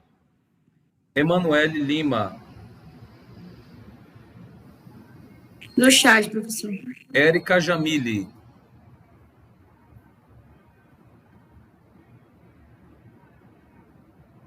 Cadê a Érica? Eu vi ela entrando aqui, tipo...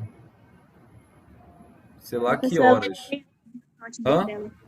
Ela tá sem áudio no notebook. Ah, tá. Evelyn. Presente. Fernanda. Presente. Wilma. Presente. Emily. Presente. Ingrid. Que de Ingrid? Não A está? Erika falou no chat. Tá, eu... Chat. Bom, Ingrid. Yasmin. Yasmin. Também faltou. Isabel. Presente. Janayara.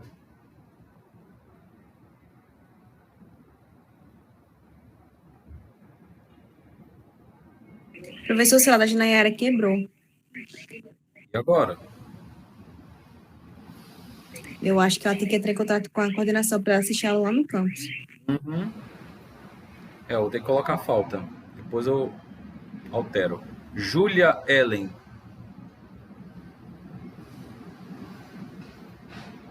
Ela falou no chat que o celular tava descarregando. Ah, é verdade. Cauã.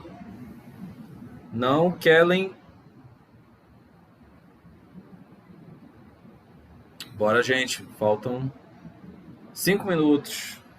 Kellen Viviane. Maria Eduarda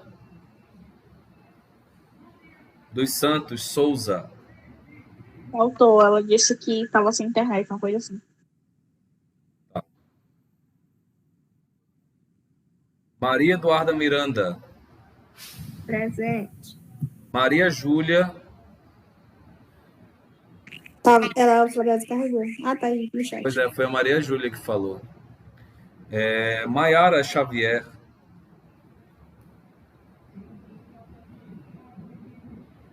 Cadê a Maiara? Tá aí?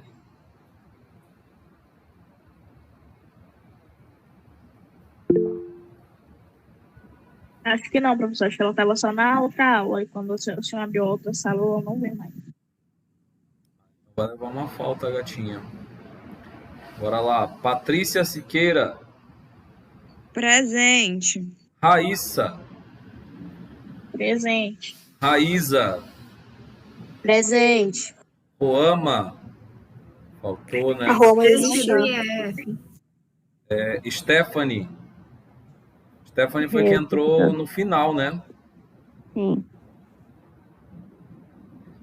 Ciane Maria. No chat. Tá. Thalia. Presente. Valesca. Presente. Emily. Cadê o Emily?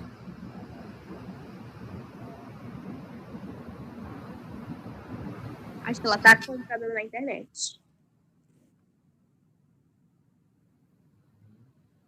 Tá. E o Islane.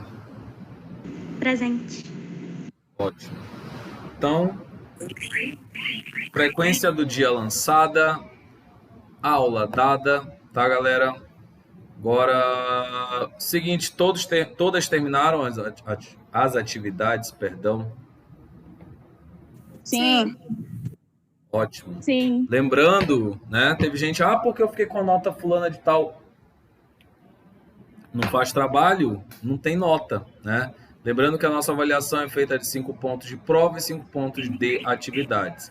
Então já foram 2, faltam mais 3 de atividades, tá? E é isso. Vou encerrar a aula de hoje. Hoje não tem atividade. A nossa Professor. frequência foi feita. Oi, Isabel. Eu perguntei 30 vezes no chat, você não respondeu. Que horas vai ser o evento na próxima semana, dia 27? Ah, tá. Esse evento ele vai acontecer, possivelmente vai ser um seminário, né? Esse é o terceiro seminário da Consciência Negra. Então ele vai acontecer o dia todo, no sábado, tá? Vão ser mesas, oficinas e a gente vai ter um encerramento cultural. Tipo naipe? Vai ser nesse estilo, mas um dia, né? Um dia de seminário. Uma carga horária muito boa, por sinal. Então participem. Ok? Mais alguma pergunta? Que a nossa aula vai cair já já. Não é obrigatório participar, gente. Não é obrigatório. Mas, participando, você garante umas boas horas aí. Tá? E é isso. Tchau! Tchau, professor. Tchau, professor. Tchau. Tchau, professor. Tchau.